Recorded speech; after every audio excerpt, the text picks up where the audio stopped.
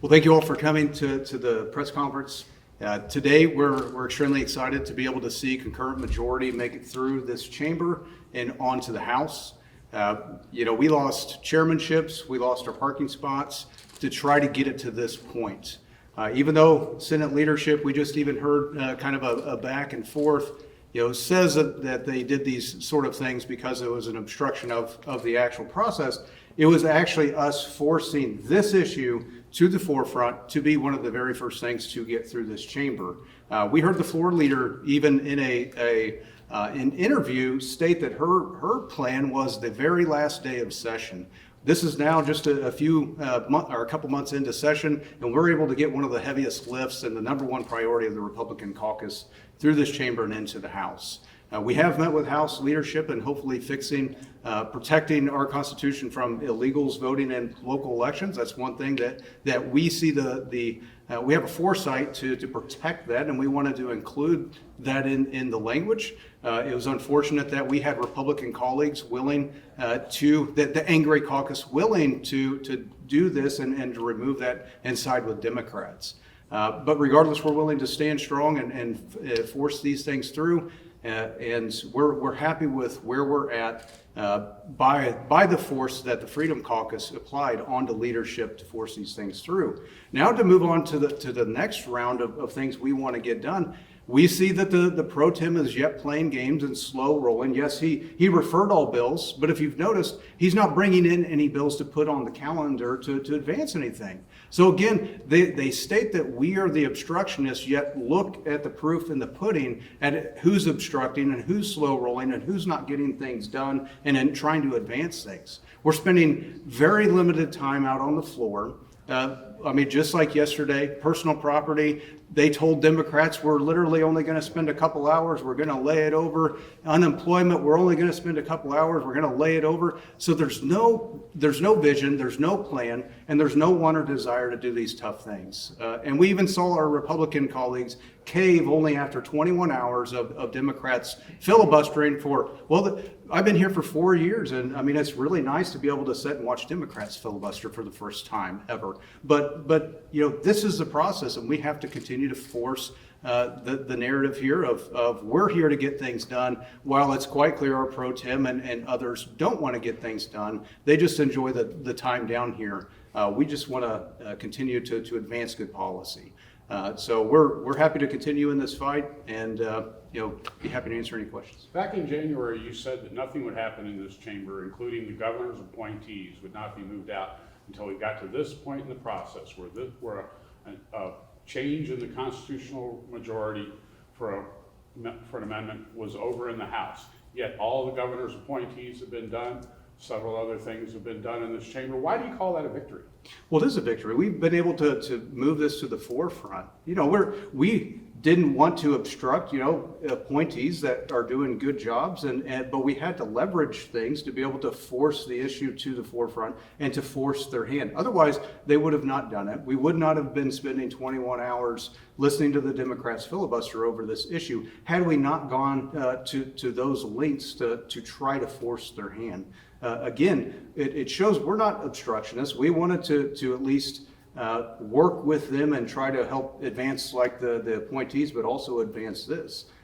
We've been, really able to help work with other things getting done as well, where they've shown that they're not. It was supposed to be on the floor several weeks ago, but instead they chose to continue to delay the floor time that was allotted to this. So we've tried to be good actors, all while taking firm stands.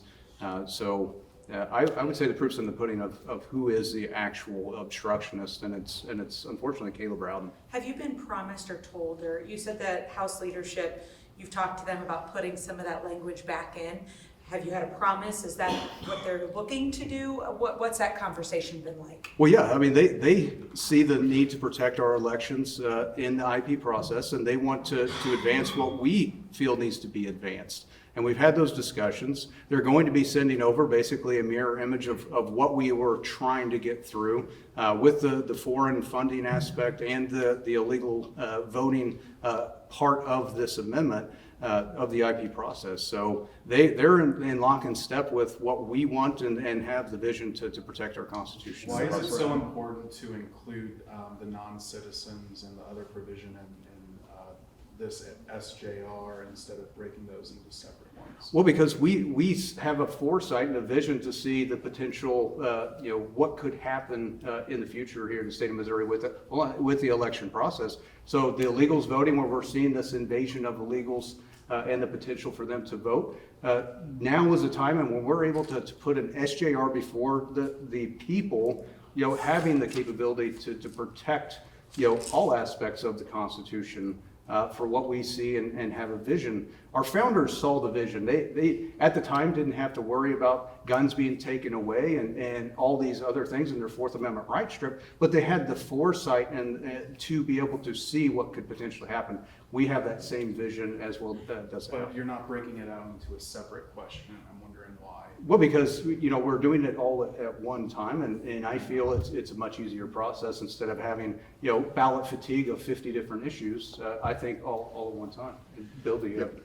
I would just add, to answer your question, Jack, look how hard it was to move what we already moved to the legislature. It took 2 months, took the sacrifice of all of your chairmanships. It took a 21-hour filibuster. I understand that whatever you may hear from folks saying they will or will not support, but what we found in this building is that talk is cheap. We had an opportunity to get all of these things over the finish line yesterday, and the reality is, unfortunately, a few Republican colleagues of ours decided to join with our Democratic colleagues and strip these protections out. So, quite frankly, I'm just not convinced after seeing that exact vote that the motivation would exist to deal with this issue anywhere else. I think everybody here in the press corps understands that there are a million ways for bills to die.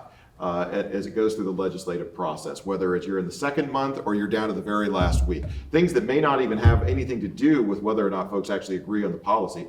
So we had an opportunity this week to get all of these things through. It was faced with that decision, and we wanted to take that opportunity. We wanted to take that chance right then and there. We didn't do it.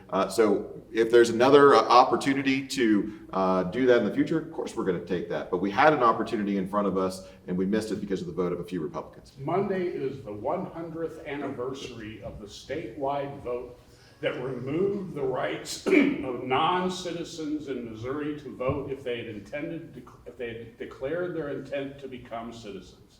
That passed with 53% of the vote on February 26, 1924. Why do you think that's not good enough? Well, I think what we're seeing today is profoundly different than what the people of the past 100 years ago saw. They weren't seeing an invasion occurring from the southern border as we're seeing today. I mean, seriously, above this state population of Missouri and 33 other states, we've seen pour in just a few short years. So I think we need more clarity in that amendment to ensure that there's no ambiguity whatsoever in the Constitution. The vote was extended to non-citizens to grant because German radicals were supported Republicans during the time of the Civil War, and at the time that it was removed, it was a lot of Eastern Europeans and Southern Europeans who were coming to Missouri, coming to the United States as immigrants, and that the vote was taken away from them. Why do you think, once again, 100 years ago, for 100 years, no non-citizen has voted? Why is that not good enough? Well, I would say that currently in the Missouri Constitution, was it Article 8, Section 2? It says all citizens can vote. It does not say only citizens can vote. There's a big difference in that. And so that was the language that was stripped out of there. If it would say in the Missouri Constitution only citizens can vote, then maybe we have a different argument. But it says all citizens can vote, which is vastly different than only citizens can vote. I gave the example out there, Rudy, if you said, hey, all dogs are welcome in my house, and somebody brings a cat, are cats allowed in your house? We didn't say that cats couldn't come, you just said all dogs. It's the same argument. And what we've seen, whether it's been in states like Maryland, Vermont, New York, California, if it doesn't specifically say non-citizens can't vote, and it only says all citizens can vote, then we've seen non-citizens vote, especially in local elections. So in the Missouri Constitution right now, it says all citizens can vote. That can be misconstrued to say that non-citizens can vote because it doesn't say only citizens can I vote. think the affirmative removal of the non-citizen clause would be interpreted by the courts as saying That means only citizens. Rudy, at risk of kind of beating a dead horse here, what we're seeing is the language that is present in our state code and our constitution, which is also present in the state code and constitutions of other states, has not been sufficient to prevent non-citizens from voting in those states in local elections. We saw that in Vermont, as Senator Hoskins said. We saw that in California. There was a move by the state in the state of New York. It was actually overturned in New York, but it wasn't overturned in Vermont. It wasn't overturned in California.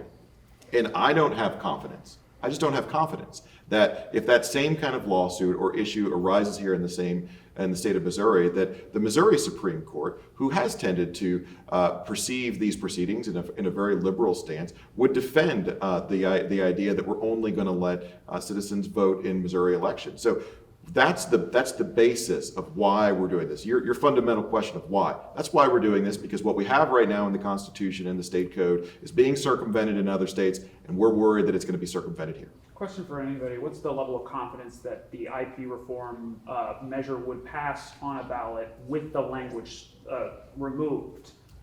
Level of confidence? Very high confidence. I mean, if you look, the folks that have sent the supermajorities to Jefferson City are the same folks that you're talking about voting on this election. And look at the people's representative are supporting this overwhelmingly in this building. So I would expect the Missourians I'm talking to, I'm traveling around the state, the Missourians I'm talking to, they want to protect their constitution. They don't like the idea that these out-of-state powerful special interests are coming into Missouri, spending a ton of money lying to the people of our state, and they're looking for leaders in Jefferson City to provide the solutions that are going to protect the Constitution. Today was a big step forward. It's a big victory today because we got a bill done that, quite frankly, our leadership wasn't behind for the past few months. They took our chairmanships, which was basically an attempt to silence the members of the Freedom Caucus.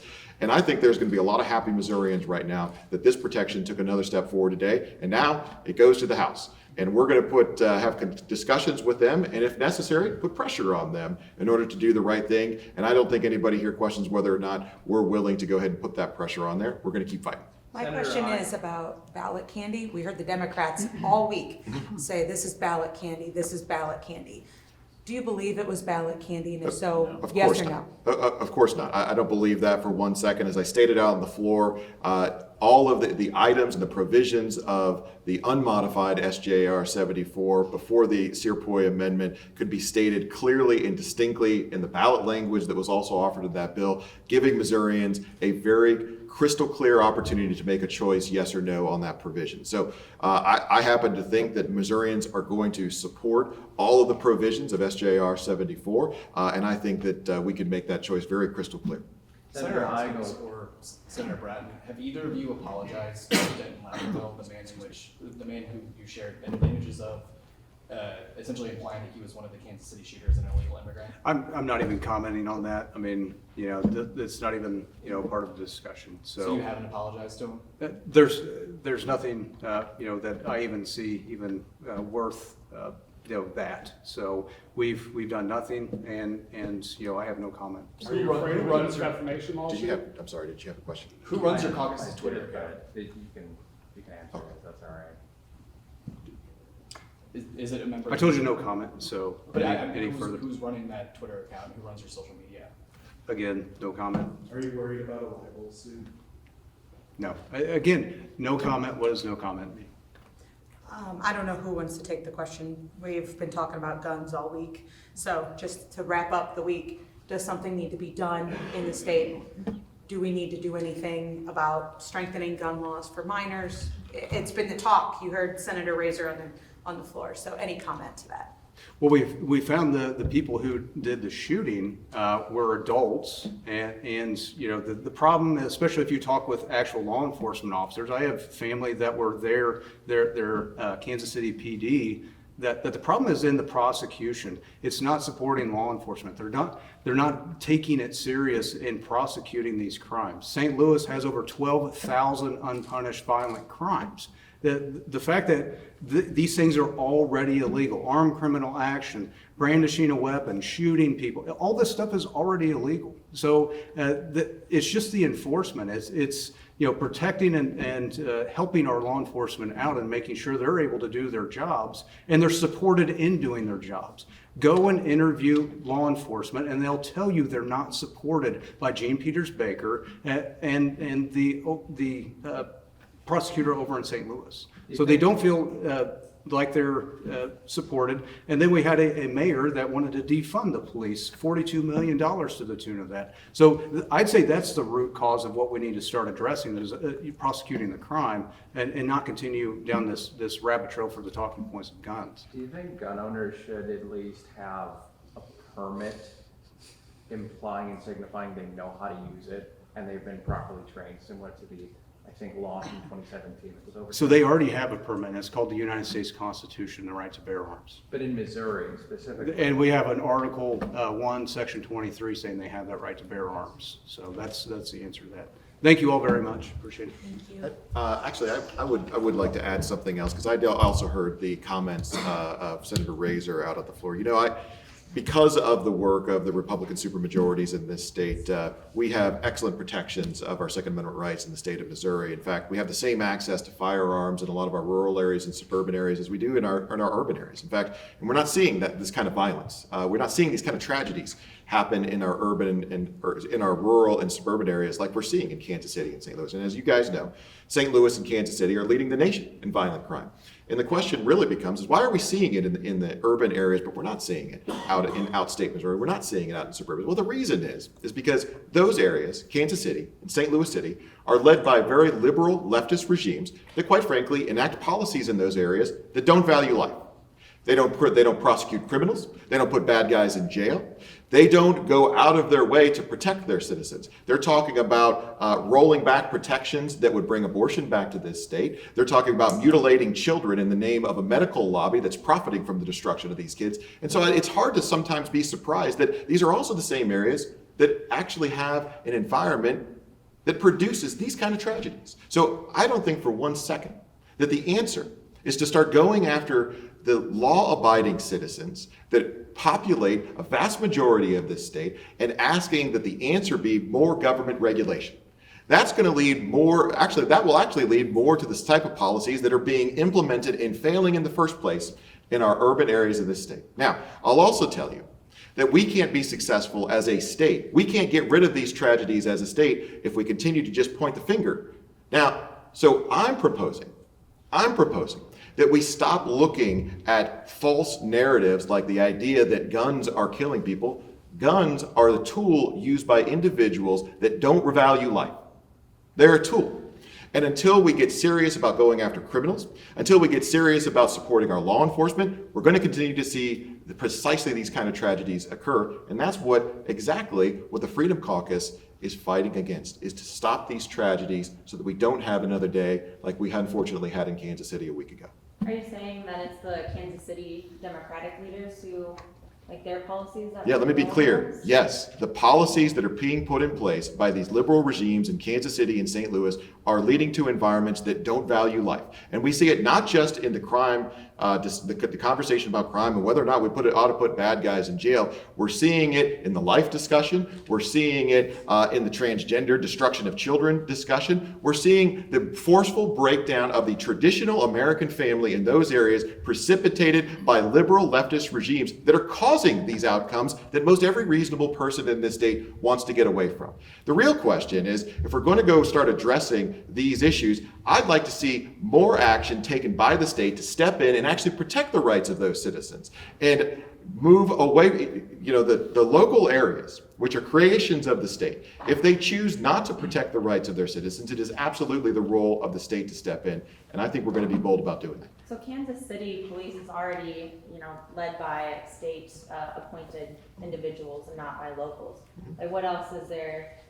What role do the local leaders play in either supporting the police? Sure. Well, I think you saw action taken last year against a prosecutor that was a bad actor over in the city of St. Louis. And one of the things that the local areas rely heavily on the state are state funds. If they're not going to protect the rights of their citizens, maybe we need to have a broader conversation about how the other taxpayers in the state are sending their tax dollars to support these regimes in areas. That was a conversation that actually came up at the Missouri Gubernatorial Forum just last weekend. So I'm not the only governor candidate saying that. And I think that we're going to have to start being tough on these regimes.